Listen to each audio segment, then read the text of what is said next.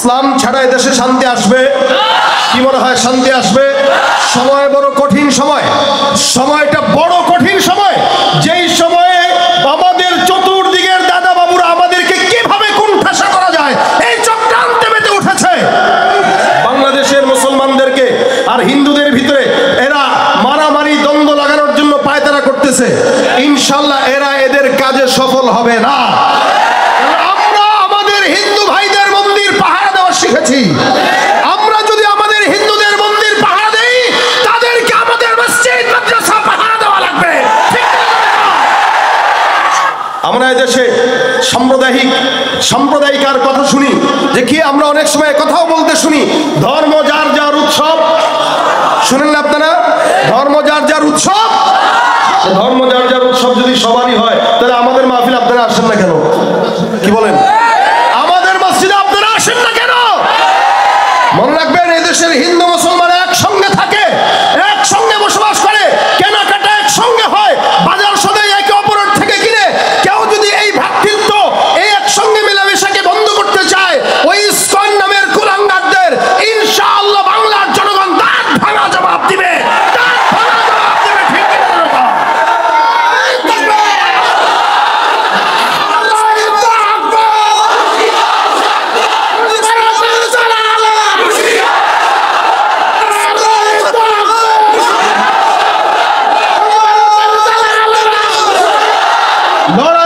ওই ময়দানেতে যেতে তোমাকে হবে, প্রয়োজনে সব রক্তটুকু জমিনেই ঢেলে দেবে। ওই ময়দানেতে যেতে তোমাকে হবে, প্রয়োজনে সব রক্তটুকু জমিনেই ঢেলে দেবে। তবুও তোমায় লড়তেই হবে, মানিবে না পরাজয়। তবুও তোমায় লড়তেই হবে, মানিবে না পরাজয়। বিপ্লব মানে জীবন দেয়া বসে থাকা নয়, সে কোনো দিন আসবে না রে, করো যদি ভয়। আসবে বিজয় রক্ত আর জীবনের বিনিময়, আসবে বিজয় রক্ত আর জীবনের বিনিময়। বিপ্লব মানে জীবন দেয়া বসে থাকা নয়, সে কোনো দিন আসবে না রে, করো যদি ভয়। ঠিক কিনা? শাসনের নামে কেউ বা বিশ্বে মেহনতি জনতারে ইমানের উপর আঘাত ওরা হানিছে বারে বারে। শাসনের নামে কেউ বা বিশ্বে মেহনতি জনতারে ইমানের উপর আঘাত ওরা হানিছে বারে বারে। প্রতারণার ওই ফাঁদে পড়ে মোরা জীবন করেছি ক্ষয়, প্রতারণার ওই ফাঁদে পড়ে মোরা জীবন করেছি ক্ষয়। বিপ্লব মানে জীবন দেয়া বসে থাকা নয়, সে কোনো দিন আসবে না রে, করো যদি ভয়। ঠিক কিনা? কাকে? যারা গোমূত্র খায়, এরা আমাদের উপরে অত্যাচার চালানোর সাহস দেখায়। আমরা আলহামদুলিল্লাহ গোস্ত খাই। কি খাই? কি খাই? সত্যি আমাদের বেশি হওয়ার কথা। এদেশের হিন্দু মুসলমান আগেও এক ছিল, এখনো দেশ রক্ষার জন্য হিন্দু মুসলমান সবার যদি একসঙ্গে এক হাতে হাত মিলাতে হয়, সেটা করতে আমরা রাজি আছি। কিন্তু কেউ যদি ইমানের উপর আঘাত দেয়, 4 মাস আগে দেশের জন্য লড়াই হয়েছিল, আবার প্রয়োজনে লড়াই হবে, কবে? সেটা হবে ইমান বাঁচানোর লড়াই। ঠিক কিনা? ইমান বাঁচানোর লড়াই আপনারা থাকবেন তো ইনশাআল্লাহ? আল্লাহ আমাদের ইমানকে কবুল করুন, জোরে বলেন আমিন। চতুর্দিকে চক্রান্ত চলছে, সুতরাং আমি তো গত 1 সপ্তাহ 10 দিন ধরে মনে মনে মন কলা খাচ্ছি যে আলহামদুলিল্লাহ, যারা আসার চক্রান্ত করতেছে, চট করে ঢুকবে অথবা চট করে এসে দেশের মুসলমানদেরকে মারবে, বর্ডারে যারা মুসলমানদেরকে সামনে নিয়ে বিভিন্ন বিশ্রী ভাষায় গালিগালাজ করছে, মুসলমানদের রক্ত পিপাসুর মতো তারা হায়নার মতো আমাদের দিকে ধেয়ে আসার চক্রান্ত করতেছে, আমরা বলবো তোমরা আসতে মন চাইলে আসো, আমরাও রেডি। কি বলেন? ঠিক না? মনে রাখবেন, গুনাহ করছেন অনেক, কোটি কোটি কোটি কোটি গুনাহ, প্রত্যেকটা গুনাহ। যে আমার আগে হযরত বলে গেছেন, তওবা করলে অনেক সময় বান্দাকে জাহান্নামে যেতে হয়। মনে রাখবেন, এই যে বান্দা জাহান্নামে ঢুকবে একটা ভয় থাকে, একটা ভয় থাকবে না কেউ যদি শাহাদাতের মরণ অর্জন করে। শহীদ মরতে দেরি, জান্নাতে যেতে দেরি। এজন্য আমরা আলহামদুলিল্লাহ, এরা যদি আমাদেরকে জানের ভয় দেখে, আমরা বলবো ভাই তোরা আয়, আমাদেরকে শাহাদাতের রাস্তা একটু দেখায় দে। আমাদের ইমানের ধার কমে গেছে, তোমরা আসলে ইমানের ধারটা অন্তত বাড়বে। কি বলেন? ঠিক না? এখানে অনেক যুবকরা আছে, তাদের চুল চুল ঠিক নাই, দাড়িও নাই, নামাজও পড়ে না, কিন্তু আপনি বলেন তো, আমার তো দিল বলে তার সামনে কেউ যদি আমার আল্লাহ রাসূল ইসলামের বিরুদ্ধে এক বিন্দু কথা বলে, ওর জিহ্বা ভিতরে রাখতে দিবে না। কি বলেন? নামাজে দুর্বল হতে পারি, আমলে দুর্বল হতে পারি, ইবাদতে দুর্বল হতে পারি, কিন্তু ইসলাম নিয়ে কটূক্তি করবো আমার সামনে দুর্বল মনে করো না। প্রয়োজনে জান দিব 1 কোটি বার, ইসলাম নিয়ে কোনো তামাশা সহ্য করা হবে না।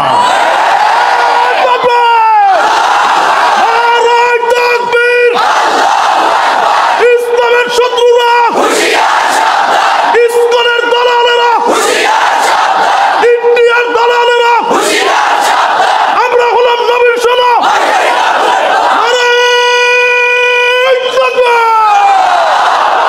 আল্লাহ পাক এই আওয়াজগুলো কবুল করে বলেন আমিন। আমাদের কাছে এগুলোই আছে, এটাই আমাদের পুঁজি। কি বলেন?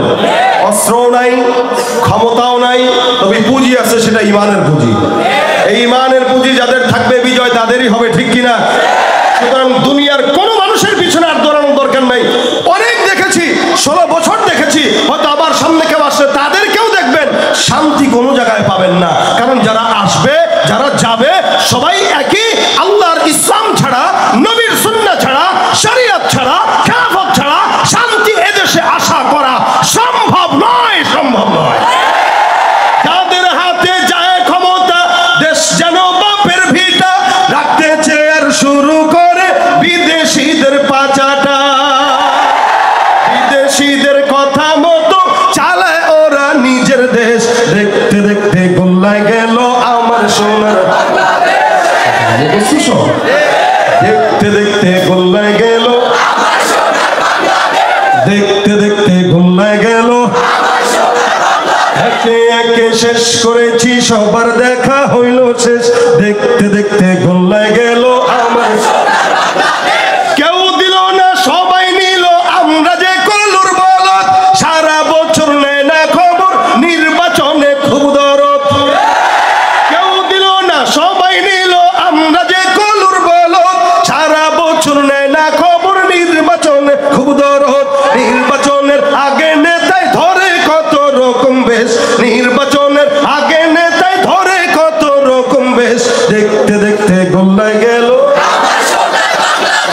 দেখতে দেখতে গোল্লায় গেল, একে একে শেষ করেছি, সবার দেখা হইল শেষ। দেখতে দেখতে গোল্লায় গেল আমার সোনার বাংলাদেশ। দেখতে দেখতে গোল্লায় গেল। দেখার আর দরকার অনেক দেখছি, স্বাধীনতার পর থেকে 50 বছরের উপরে আমরা দেখছি। এবার একটাবার আপনারা একটু দেখেন, কথা কয় না, আমরা তো অনেক দেখলাম, এবার আপনাদের দেখা উচিত। কি বলেন? ঠিক না? ওলামা একরামদের কাছে দেশ দিয়ে একটু দেখেন যে পারে কিনা। টুপিওয়ালা, দাড়িওয়ালা, আল্লাহওয়ালা ইমানদারদের কাছে দেশ দিয়ে দেখেন একটু পারে কিনা। ইনশাআল্লাহ এদেশে যদি ইসলামী আইন আসতো, যারা ওপারে চলে গিয়েছে একজনও হাত পা নিয়ে যেতে পারতো না। এবং যারা আসবে এরাও কখনো ভয় করতো না যে সরকার 5 কোটি দিলে 3 কোটি মারা লাগবে, এই আশা করতে পারতো না। কেন? ইসলামের আইন হলো কেউ যদি চুরি করে হাত হাত। সুতরাং শান্তি পেতে গেলে ইসলাম ছাড়া কোনো গতি। আল্লাহ ইসলামের দেশ দান করুন। ভাইরা আমার, আমি যেটা বলছিলাম, এই দুনিয়াতে মানুষ তার নেতাকে যতটুকু ফলো করে, পীরকে যতটুকু ফলো করে, মা বাবাকে যতটুকু মানে, এতটুকুনের অর্ধেক যদি আমার আল্লাহকে মানত, মানুষ জান্নাতি হয়ে যেত। মানে তো নাই, বরং সে কথা বলে যে আমার গুনাহ নাই। অধিকাংশ মানুষ গুনাহ করার পরে তার এহসাস হয় না, চিন্তাও করে না যে মাফ চাইতে হবে। যার চিন্তা নয় তার তাওবা নসিব হয় না, আর যার চিন্তা আছে একদিন না একদিন তাওবা নসিব হয়। অথচ হযরত ওমর ফারুক নিজে পেরেশানিতে পড়ে গেছেন যে আমার নামটা কি মুমিনের খাতায় নাকি মুনাফিকের খাতায়। ওমর রাদিয়াল্লাহু তাআলা ভাবতেন মাঝে মাঝে, যার কারণে হযরত হুযায়ফা ইবনুল ইয়ামানের কাছে আল্লাহ রাসূল সাল্লাল্লাহু আলাইহি ওয়াসাল্লাম কে মুনাফিক, এই লিস্টটি হুযায়ফার কাছে ছিল। সমস্ত মুনাফিকের লিস্টটি ছিল হুযায়ফার কাছে। তো হযরত আমিরুল মুমিনিন একদিন হুযায়ফা ইবনুল ইয়ামানের কাছে জিজ্ঞাসা করলেন, হে হুযায়ফা, দেখো তো আমি ওমরের নামটাও তোমার লিস্টের খাতায় আছে কিনা। তোমার খাতায় যে লিস্টটি আছে এই জায়গায় আমার ওমরের, আমি ওমরের নামটা আছে কিনা দেখো। ইসলামের দ্বিতীয় খলিফা, যার ব্যাপারে রাসূল সাল্লাল্লাহু আলাইহি ওয়াসাল্লাম বলেছেন আমার পরে যদি কোন নবী আসতো সে হইতো কে? এই ওমর বলতেছেন। দেখো আমার নামটা ওখানে আছে কিনা। হুযায়ফা ডাক দিয়া বলেন, আমিরুল মুমিনিন, আল্লাহর রাসূল সাল্লাল্লাহু আলাইহি ওয়াসাল্লামের তরফ থেকে নিষেধ। কার নাম কোন জায়গায় বলা যাবে না। আমিরুল মুমিনিন কিচ্ছু বলেন না, সোজা সুজি বাসার মধ্যে চলে যায়। একদিন, 2 দিন, 3 দিন হয়ে গেল, চোখের মধ্যে ঘুম আসে না। আমিরুল মুমিনিন টেনশন করে আর বারবার চিন্তা করে, ওমরের নামটা যদি মুনাফিকের খাতায় থাকে জাহান্নাম ছাড়া কোনো উপায় নাই। গভীর রাতের মধ্যে হযরত আমিরুল মুমিনিন হুযায়ফার বাসার দরজায় যা ডাক দিয়া বলে, হুযায়ফা, আমি ওমর তোমার কাছে একটা প্রশ্নের জবাব জানার জন্য আসলাম, বলো দেখি প্রশ্নের জবাবটা আমার কাছে দিবা। আমিরুল মুমিনিনকে দেখে হুযায়ফা ডাক দিয়া বলেন, হ্যাঁ আমিরুল মুমিনিন, আপনার মতো একজন সাহাবী আমার দরজায় চলে আসলেন, দরকারও ছিল না। আপনি একবারের জন্য খবর যদি দিতেন আমি আপনার দরবারে চলে যেতাম, কিন্তু গভীর রাতে আসলেন। বলেন তো দেখি আপনার আমার কাছে কোন প্রশ্ন আছে, আমি আপনাকে জবাব দিব। আমিরুল মুমিনিন ডাক দিয়া বলে, হুযায়ফা বলো, আমি ওমর যদি জমিন থেকে বিদায় হই তুমি আমার লাশের জানাজার নামাজটা পড়বা কিনা? আমিরুল মুমিনিনের মতো একজন এত শানওয়ালা সাহাবী বলতেছেন, হুযায়ফা আমার ইন্তেকালের পরে আমার লাশের জানাজার নামাজটা তুমি পড়বা কিনা, কথা দাও। হুযায়ফা ডাক দিয়া বলতেছেন, কি বলতেছেন আপনি, যার ব্যাপারে আমার পয়গম্বর এত ফজিলত বর্ণনা করলেন, আপনার মতো একজন সাহাবীর লাশের জানাজা আমি হুযায়ফা পড়বো না, এটা হতে পারে না। হে আমিরুল মুমিনিন, আপনি মনে রাখবেন আপনার লাশের জানাজা আল্লাহ পাক যদি আমাকে হায়াতের মধ্যে বাঁচান, আমি অবশ্যই অবশ্যই অবশ্যই আল্লাহর কসম আপনার লাশের জানাজা পড়ে সৌভাগ্যবান হব। আমিরুল মুমিনিন এবার আল্লাহর কাছে ডাক দেয়া বলে, আল্লাহ আলহামদুলিল্লাহ, আপনার জন্য শুকরিয়া, কৃতজ্ঞতা আপনার প্রতি রব, আমার প্রশ্নের জবাব হয়ে গেছে।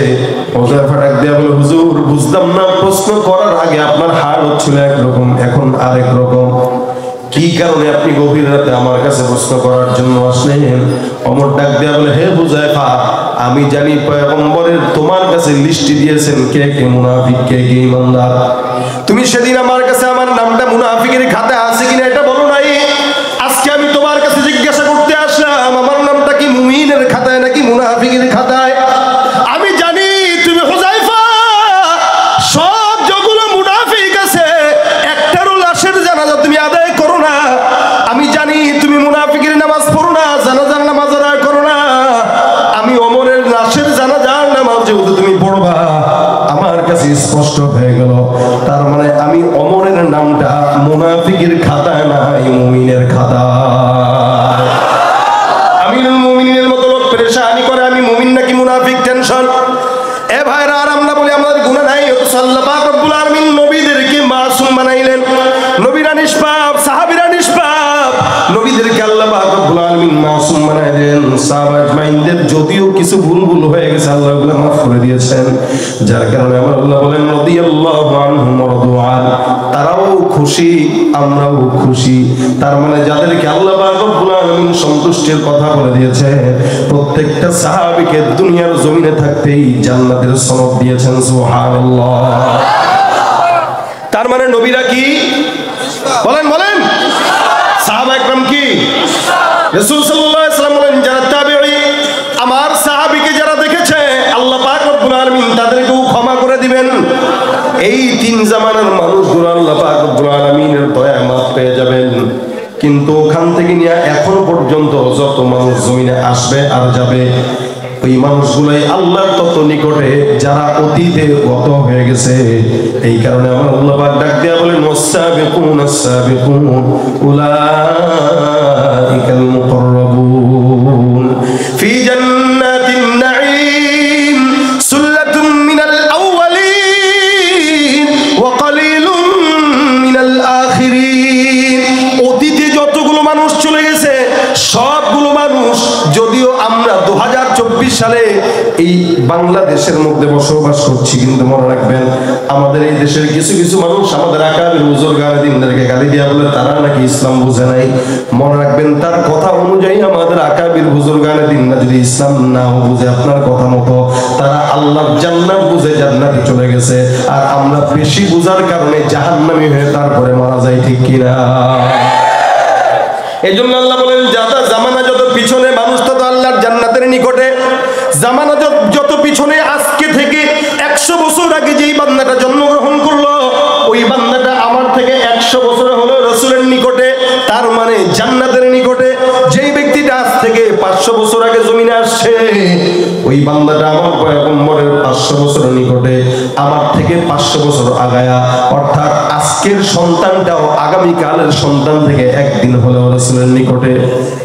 আবার 10 বছর পরের সন্তানটা আজকের সন্তান থেকে নবীর থেকে 10 বছর পিছায়া। এই কারণে জামানা যত পিছনে মানুষ তত জান্নাতের নিকটে, জামানা যত সামনে মানুষ তত জাহান্নামের নিকটে। চিন্তা করে দেখুন তো, আজ থেকে 30-40 বছর আগের, 50 বছর আগের কথা যদি বলি, আমাদের এলাকায় আমরা আমাদের মাদেরকে দেখতাম, খালাদেরকে দেখতাম, রাস্তাঘাটে গ্রামগঞ্জে দেখতাম, যখন নাকি কোনো মুরব্বী মহিলা রাস্তা দিয়ে হাঁটতো, পরপুরুষ দেখার সাথে সাথে ঘন্টাটা দিয়ে কোনো বিল্ডিং এর আড়ালে যায় লুকায় যাইত। কি এখনো আছে? একদম নাই বললেই চলে। দুই একটা দেখা যায় যারা করে, ওরাও দেখবেন বয়স তার 80 অথবা 70। এক সময় দেখতাম যখন নাকি মানুষ আসতো সামনে, আমাদের মা বোন একজন একটু হাতটা উঠাবেন যে আমি আমার এই জিন্দেগিতে এখনো পর্যন্ত বুঝ হওয়ার পর থেকে কোনো গুনাহ করি নাই। আছেন কি কেউ? সারা বাংলাদেশে আছে কেউ? বিশ্বে কেউ আছে? এই শত কোটি কোটি মুসলমান, একটা মানুষ এই কথা বলতে পারবে না যে আমার কোনো গুনাহ নাই। কিন্তু এত কোটি কোটি মুসলমানের মাঝখানেও আমাদের বাংলাদেশে একজন বুজুর্গ আছে যে কোনোদিন গুনাহ করে নাই। বুঝছেন আপনারা? চিনছেন আপনারা? চিনেন নাই? কি নাম? হ্যাঁ তো মাশাআল্লাহ, কি নাম? আব্দুল লতিফ সিদ্দিকী। সে গত বেশ কয়েকদিন আগে একটা ভিডিওতে দেখলাম, সে কথা বলতেছে যে আমি আল্লাহ পাকের নিয়ামত পাই এই কারণে আল্লাহর শুকরিয়া জ্ঞাপন করি, কিন্তু আমি আল্লাহর কাছে ক্ষমা চাই না, কারণ আমি গুনাহই করি নাই। আচ্ছা বলেন কত বড় বুজুর্গ যে লোকটা বলে আমার কোনো গুনাহ নাই, এমন বড় বুজুর্গ না? কি বলেন আপনারা? ভাই শয়তানও তাকে দেখলে বলে আল্লাহ আমার পাঠানোর দরকার ছিল না। কথা ঠিক কিনা বলেন? কত বড় নাফরমান হলে এই কথা বলতে পারে যে আমার জিন্দেগিতে কোনো গুনাহ নাই? কত বড় নাফরমান হলে এই কথা বলে? অথচ আল্লাহ পাক বলেন তোমরা ইস্তেগফার করো, তওবা করো, কারণ এই দুনিয়াতে গুনাহগার না এমন কোনো বান্দা নাই। যত বড় বয়স, আমলের ফিরিস্তি, গুনাহের ফিরিস্তিও তত বেশি। এই বান্দা এই জমিনে গুনাহ করে এমন কেউ নাই। বাকি মাগার যদি দ্বীনের পথে থাকে তো থাকার কারণে কিছুটা হলেও নেক কাজ করা যায়, আর দ্বীনের বাইরে থাকলে তো কোনো কথাই নাই। নিজের সরকারি টাকাকে নিজের পকেটের টাকার মনে করে তারপরে খরচ করে, তো ওগুলো তো আরো বড় গুনাহগার। যারা দ্বীনের পথে আছে তারা আলহামদুলিল্লাহ কিছুটা ভালো, দ্বীনের বাইরে যারা এদের হালত আরো করুন। এরপরেও সে বলতেছে আমার কোনো গুনাহ নাই। শয়তান ওদেরকে দেখলে ডরায়, লজ্জা পায়, কারণ 2024-এর যে মানুষগুলা এগুলো আমার মনে মনে মাঝে মাঝে বলে এরা থাকলে শয়তানের দরকার হয় না। ভাইরা আমার, আল্লাহ পাক রব্বুল আলামিন এই কারণে প্রত্যেকটা বান্দাকে বলছেন গুনাহ হবে, কিন্তু তোমাদের উচিত গুনাহের কাজকে একদিকে রেখে আল্লাহ পাকের কাছে বেশি বেশি ইস্তেগফার আর তাওবা করা। যে বান্দা যত বেশি ইস্তেগফার করে আল্লাহ পাকের কাছে ওই বান্দা তত বেশি সম্মানিত হয়ে যায়। সুতরাং চাওয়া যদি লাগে কার কাছে, টাকা যদি লাগে কাকে? ভাই আমরা অনেক দেখেছি, আমি কারোর নাম বলবো না, কাউকে আঘাত দিয়েও কথা বলছি না, তবে আমাদের দেশে যারা রাজনীতি করে এই সমস্ত মানুষগুলা 2-4 টাকার কারণে, চায়ের বিনিময়ের কারণে রাজনৈতিক নেতাদের পিছনে সারা জিন্দেগি খরচ করে, লাস্টে না আছে দুনিয়ার কোনো সুফল, না আছে আখিরাতের কোনো সুফল। এই গোলামিটা যদি দুনিয়ার কোনো মানুষের পিছনে না দিয়ে আল্লাহর পিছনে দিত, তাহলে জান্নাতি হয়ে নিশ্চিত কবরে যেত, ঠিক কিনা জোরে কর। সুতরাং অনেক দেখেছি আমরা, আমরা দুনিয়াতে বাংলাদেশে শান্তি খুঁজি, এই জায়গায় খুঁজি, ও জায়গায় খুঁজি, কোনো জায়গায় শান্তি পাই না, পাবো না। কারণ যারা যাবে, যারা আসবে, এদেরকে আমি একই পাখির দুই ডানাই মনে করি। কি বলেন আপনারা?